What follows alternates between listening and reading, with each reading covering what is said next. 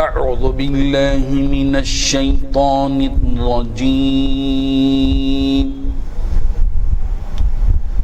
بسم الله الرحمن الرحيم وآتوا النساء صدقاتهن نحلة فإن طبن لكم عن شيء منه نفسا فكلوه هنيئا مريئا صدق اللہ العظیم۔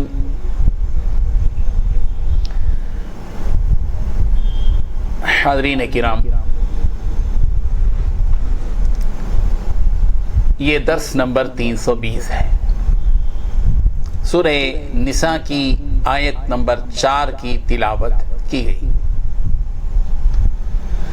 لفظی ترجمہ دیکھیے، وَآتُوا اور دو تم النساء عورتوں کو صدقاتہن ان کے مہر نحلہ خوش دلی سے فَإِن پھر اگر طِبْنَا وہ خوشی سے دیں لکم تمہیں عن شیء منہ اس میں سے کچھ حصہ نفساً دل سے فکلو پس تم اس کو کھا لو ہنیئا مریئا رچتا پچتا۔ ترجمہ یوں ہے، اور عورتوں کو ان کے مہر خوشی سے دے دیا کرو، ہاں اگر وہ اپنی خوشی سے اس میں سے کچھ تم کو چھوڑ دیں تو اسے مزے سے کھا لو۔ بزرگان محترم، اس آیت میں اللہ تبارک و تعالیٰ نے دو باتیں بتائی ہیں جس کا تعلق مہر سے ہے۔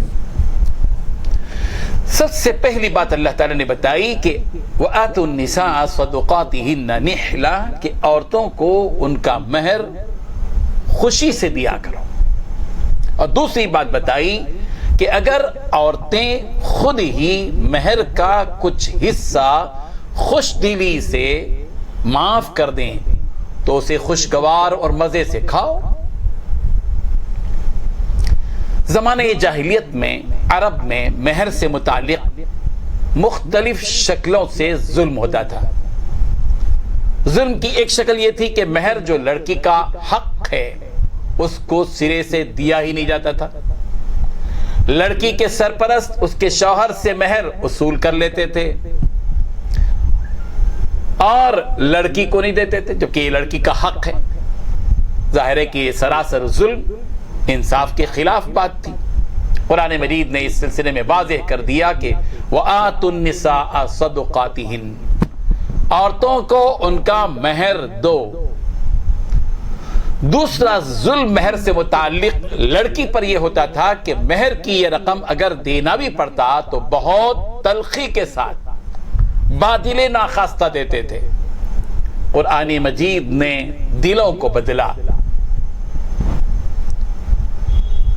ذہن سازی کی ہے قرآن مجید نے یہاں مہر کے سلسلے میں کہ دیکھو وَآتُوا النِّسَاءَ صَدُقَاتِهِنَّ نِحْلَةً عورتوں کو ان کا مہر خوش دلی سے دیا کرو، خوشی سے دیا کرو۔ دینا ہے یہ بھی کیا مصیبت ہے، بوجھ ہے، دینا ہی پڑتا کیا، نہیں دیے تو نہیں چلتا کیا، پھر مجبور دینا ہی ہے تو چلو دے دیتے ہیں۔ یہ جو تلخی کے انداز میں، دباؤ کے انداز میں مہر کی رقم نہیں دینی چاہیے، یہ عورت کا بنیادی حق ہے۔ مرد اپنی بیوی کو ظاہر بات ہے کہ استعمال کرتا ہے، اس کو حق ہے کہ وہ مہر طلب کرے، اور شوہر کی ذمہ داری ہے کہ مہر دے۔ وَآتُوا النِّسَاءَ صَدُقَاتِهِنَّ نِحْلَةً عورتوں کو ان کا مہر خوش دلی سے دو، بوجھ سمجھ کر مت دو۔ ہمارے معاشرے پر تھوڑا سا ہم جائزہ لیتے ہیں، تعلیم تو اسلامی یہ ہے کہ مہر خوش دلی سے دینا چاہیے، ہم نے مہر کے سلسلے میں اعتدال سے ہٹ کر ظالمانہ رویہ اختیار کر لیا. نکاح اور ولیمے پر آپ غور کیجئے کہ نبی کریم حضرت محمد رسول اللہ صلی اللہ علیہ وسلم نے نکاح اور ولیمے سے متعلق جو ذمہ داریاں دی ہیں اس مرد کو دی ہیں جو قوام ہے.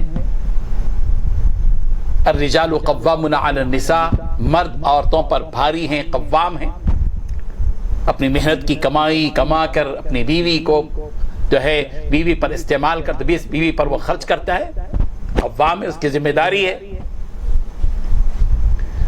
تو اس کا مطلب یہ کہ کیوں قوام ہے؟ بما انفقوا، اس لیے کہ مرد اپنا مال خرچ کرتا ہے. مگر آج معاشرہ ایسا بنوا لیا گیا کہ مرد آج وہ ہے جو بیوی اور بیوی کے باپ سے یا اس کے بھائی سے مال خرچ کرواتا ہے. مال خرچ نہیں کرتا، مال خرچ کرواتا ہے. جوڑے کے نام پر، جوڑے گھوڑے کے نام پر، جہیز کے نام پر، جو قطعاً حرام ہے، جس کا مطالبہ کرنا مرد کے لیے جائز نہیں ہے. اسلام یہ کہہ رہا ہے کہ تم خرچ کرو. مہر کی ذمہ داری مرد پر عائد کی گئی، ولیمے کی ذمہ داری مرد پر عائد کی گئی. عورت پر نکاح اور ولیمے سے متعلق کوئی ذمہ داری ایسی نہیں ہے جس پر مال خرچ. مگر الٹا ہو گیا، سماج ایسا ظالمانہ سماج بنا لیا گیا کہ پوری ذمہ داری لڑکی پر. یہ بیچارہ مرد کچھ بھی اس کے اندر سکت طاقت نہیں، پہننے کے لیے کپڑے نہیں ہیں، جوڑے کی رقم کی بھیک مانگتا ہے. ادھر سے ادھر منتقل ہونے کے لیے، ایک علاقے سے دوسرے علاقے کو جانے کے لیے، آفس جانے کے لیے گاڑی نہیں ہے، ہیرو ہونڈا مانگتا ہے، ماروتی مانگتا ہے، انووا مانگتا ہے، بڑی بڑی گاڑیاں مانگتا ہے.